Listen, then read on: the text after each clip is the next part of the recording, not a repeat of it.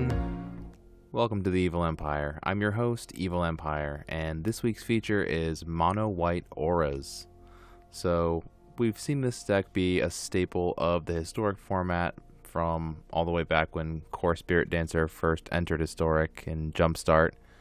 But now that it has SRAM from the Kaladesh Remastered release, which came out recently in the last month or two, this is now an opportunity for us to put it all together in a just mono white shell. Now, this deck has certainly been around when SRAM first came out. I'm sure people mostly threw him into blue white auras, and now we're going to kind of run through it with just the mono white version of the deck. And I'm also running Lurrus, not as a companion, which you could definitely do in this deck, but just have multiple copies of Lurrus, running Lurrus in the main deck and trying to get a little value out of it that way. Maybe also in conjunction with Lurrus, playing out an Alseid to be able to protect it. You know, that combo of like every turn they have to find double removal to be able to get rid of both the Lurrus and the Alseid. So that is a nice little combo that we can try to shoot for in the deck. We also have a couple of just one of here in terms of the Seasoned Hollow Blade, which is just a way to get something that's indestructible. And so if the opponent is, loaded up on a bunch of spot removal or a bunch of board wipes, they'll have to have some kind of exile-based removal to get rid of this one. And a couple of Giant Killer. This one is meant to get rid of some of the bigger creatures in the format, and to hopefully be able to keep us in situations where we might otherwise have to be worried about a blocker that the opponent has. And Cartouche is nice because it gives us another creature to be able to stack up auras on if we want to. It'll make that token when we give the aura, when we cast the aura spell. Solid Footing is a really good combo with Core Spirit Dancer because she starts as an O2. So when you start building up the Core Spirit Dancer and you can get a Solid Footing on there, it makes it so that you hit for a couple of points extra. And All That Glitters is the really key card in the deck. I'm embarrassed to admit that for the first couple of days that I played this deck, I didn't even have All That Glitters in the deck. But I fixed that pretty quickly. And so this is really one of the big linchpins. And then I suppose one of the more contentious points of the deck would be Hushbringer. Why would you want to play the card Hushbringer in a format that Uro, Titan of Nature's Wrath, exists in, and that Kroxa, Titan of Death's Hunger, exists in? Because, obviously the opponent can just play those creatures, avoid the downside of having to sack them, and then just attack and get the benefit. So I've definitely been wrecked by Uro before. Not yet been wrecked by Kroxa, but there's always time in this video for the viewers to have the pleasure of watching me just get destroyed by Kroxa when I have a Hushbringer out. So definitely something that would be more of a contentious point, I think, whether or not you wanted to have Hushbringer in the deck, but I just like the flying and the lifelink. And it also happens to shut off Muxus, which is a nice main deck way to have that, so you know that you're not going to necessarily just die to Muxus with Goblins or Goblin Matron going to get Muxus. You can also obviously turn off Matron, which is nice. And so you know that you just have to contain the Krenko as much as possible if you can, but this deck really has very little interaction, so it's tough to contain anything. So we're really just looking to get the opponent as dead as quickly as possible. It's an extremely linear strategy. We're maxing out and trying to draw a Core Spirit Dancer or a SRAM in our opener. So you'll see me mulligan. I've actually mulliganed as far down as 2 cards to get the Core Spirit Dancer. I did not win that game, but I did actually was surprisingly in it, just because of having the Core Spirit Dancer, like one aura, draw a couple of lands, and all of a sudden you're in business. So actually I think that game was like I had 1 land and 1 Core Spirit Dancer was how that started. But then you drew the auras, and so we're also only running 19 lands total, 2 of them Castle Ardenvale to maybe make a token at the later stage of the game. And that's basically mono white auras, something that we can run through the best of 1 ladder next. Nope, got a mulligan that. Yeah, okay, we'll keep this. Wish we had some way to protect the Core Spirit Dancer, or maybe had a second one, but put back the gift. Alright, being on the play feels good here.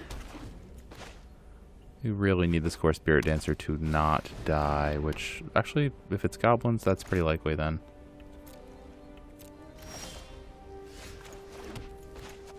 The only removal they would have would be a Gem Palm and similar Incinerator, but I don't see many decks running that anymore. Even though in best of 1 it's a lot better. Then it might be in best of 3. The Gem Palm gives you interaction, which actually is not even gonna... Unless they sack the Skirk, but then they don't have enough, yeah. Alright, so do this. Cartouche, target the core Spirit Dancer.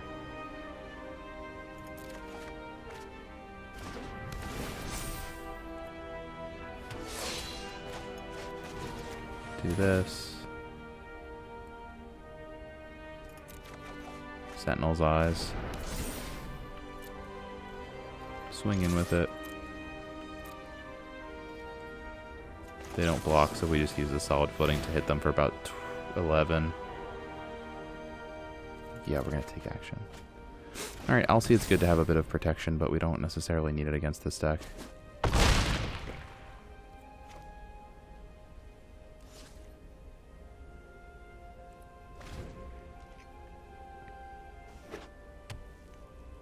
I think we can win next turn by giving Pro red with the Alseid and using all the glitters.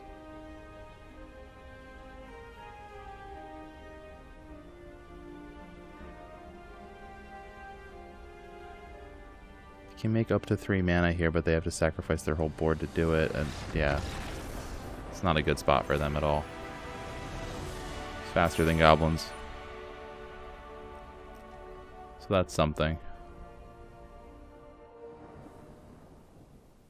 Okay, we'll see if Core Spirit Dancer lives. That's kind of gonna be the whole game here.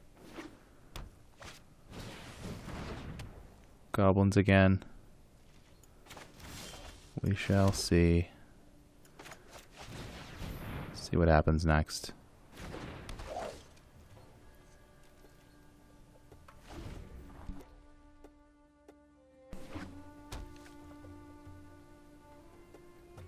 Alright, 2 mana and a Skirk Prospector for the opponent. Goblin Instigator. Alright, so maybe the plan is to chump block here. Alright, that's a bit odd. Nothing gained, nothing lost, I guess. Oh, are they going to go all out to... yeah. Okay, so we fell for it. This is going to be the Chain Whirler here. We do have a SRAM in our back pocket, so we're not totally out of luck, but would have maybe rather not had that happen.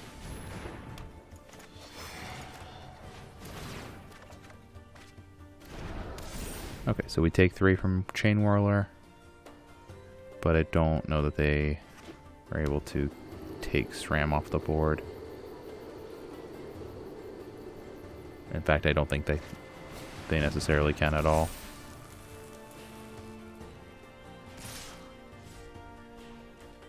Okay, so take 4 instead because they played Chieftain.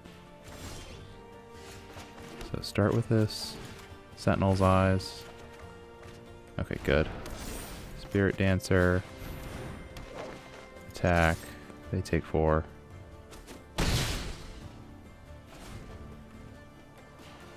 Oh, come on, no Krenko. Krenko with haste would be real bad here.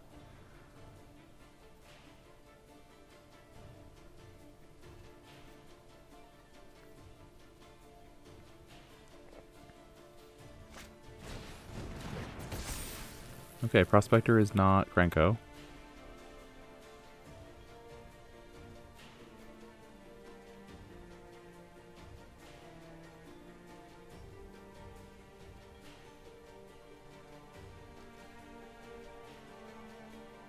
Get in with Chain Whirler. We take 4, go down to 11. No blocks, obviously.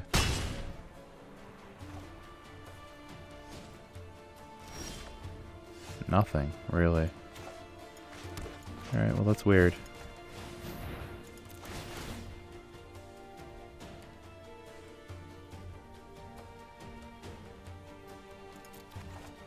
They're holding something up? What could they be holding up?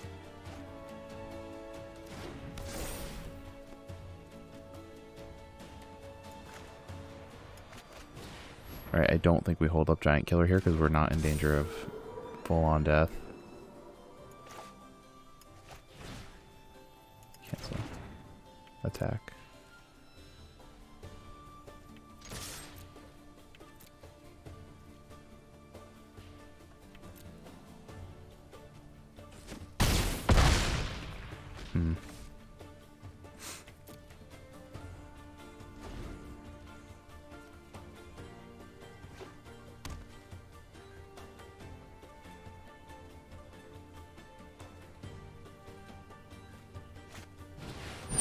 Okay, that's what we didn't want to see, but I don't know if we're dead yet. Because we don't necessarily...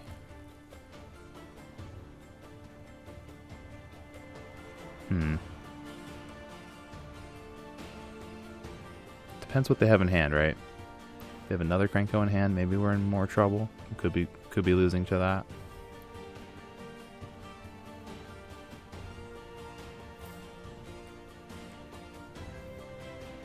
It's either we're going to lose this turn or we're going to win next turn, so we'll see.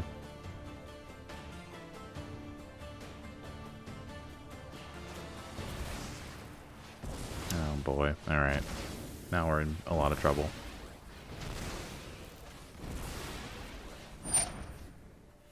Alright, resolve it and see if we lose, which we probably do.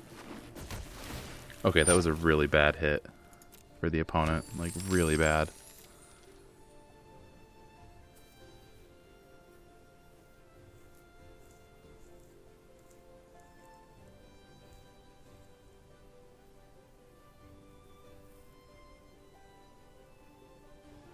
See, they think their Whirler's going to kill our Alcid, but it's not, because we're going to do solid footing in response.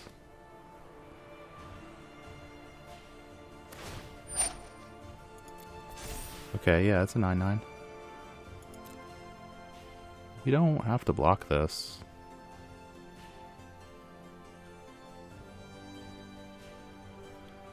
Let's play it safe and block it. We only need... Oh, wait, I didn't... Oh, darn. Okay. Well, that was silly. Should have blocked it. Yeah, so then just this. And then we give protection from red. And then win, right? That's how this goes.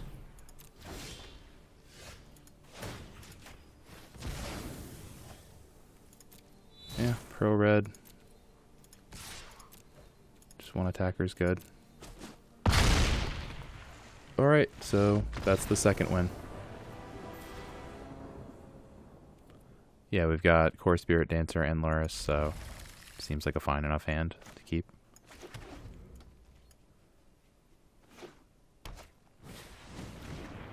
Okay, seems like Goblins is a popular choice today.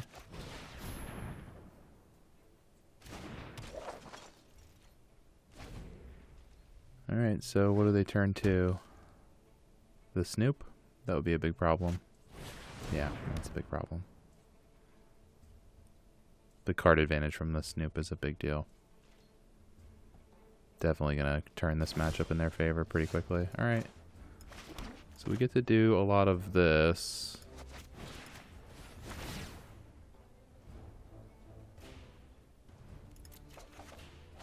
Yep. Alright, that's interesting. This. Yeah. Alright, hitting all our land drops, so it feels good. Do this, tap the Prospector, I think. And ask them if they would like to block.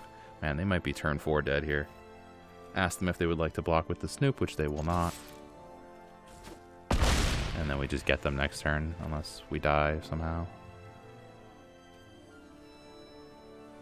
Yeah, there's not much they can do to a creature that has that much toughness. And we're going to give it some flying next turn. So this is kind of just... Yeah, okay. So 5, 6 mana total. Muxus could happen here. 7 mana total. Muxus could happen here.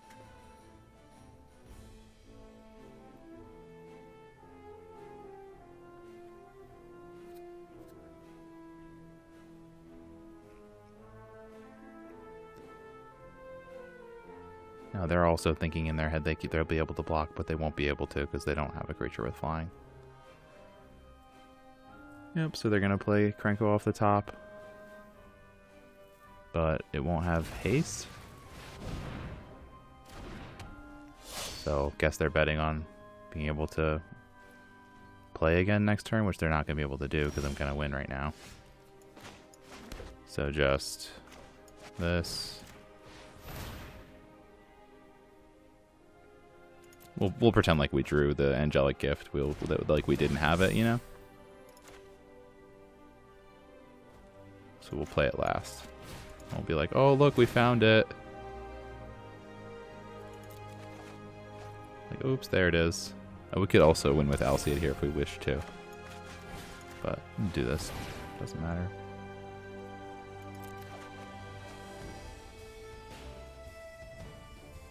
Yeah, that's the game. So, taking it to goblins.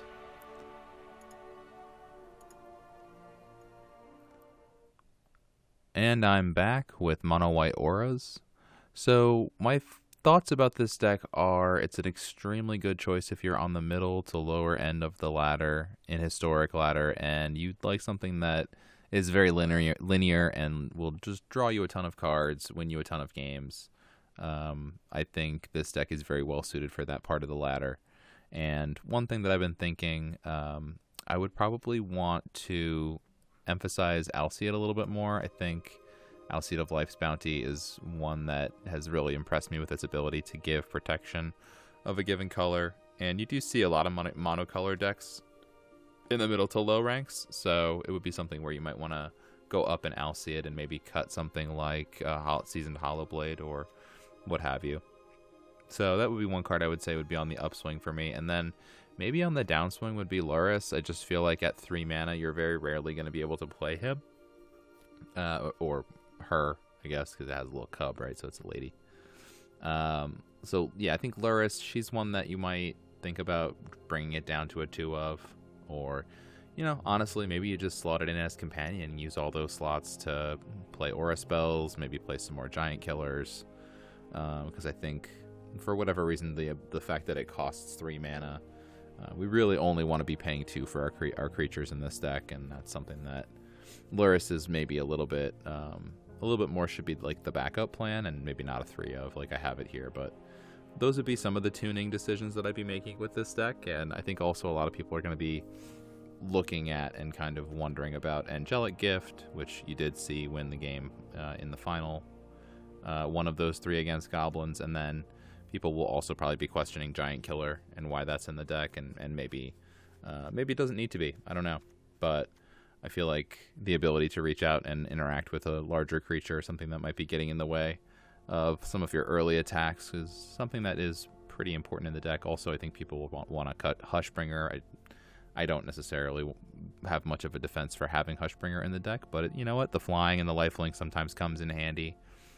Turning off things like Muxus comes in handy, although of course you lose to Krenko, as I've mentioned. But anyway, those are sort of my thoughts as far as how I would tune and change the deck. It's one that is very simple, and you don't really need to see too much of this deck to know what it's about. You know, it's about mulliganing for SRAM or Core Spirit Dancer. It's about stacking auras on those particular cards and then giving them protection or giving them flying and getting in for those last chunks of damage. Usually being able to kill on turn 4 is not unheard of with this deck, especially on the play. And so it's a pretty powerful choice for the historic ladder if you're going to be at least playing in the lower levels. I don't know how well this deck would adapt to best of 3. Probably not very well. Although white does have access to good sideboard cards, I just don't think that it's the type of strategy that really is multi-dimensional enough to be able to compete in a best of 3 format. But Nonetheless, I think people will take the blue-white version of this deck into best of 3 and have pretty good success with it. And having blue-white means that you're going to be a little bit more able to draw cards, able to give flying with the cartouche of knowledge. So maybe blue-white is the better choice overall, but I did want to make an experiment and see how mono-white came out. So that's the feature for this week. A little bit shorter because the deck is a simpler one and just there's not a lot to it. You play a creature and you stack auras on it. That's kind of the end of the story. But it is extremely fast, extremely competitive, and will do well to be a potent choice in the middle to low tiers. So that'll do it for this week on the feature. Thank you very much for tuning in, and I'll see you next week. This is Evil Empire, signing off.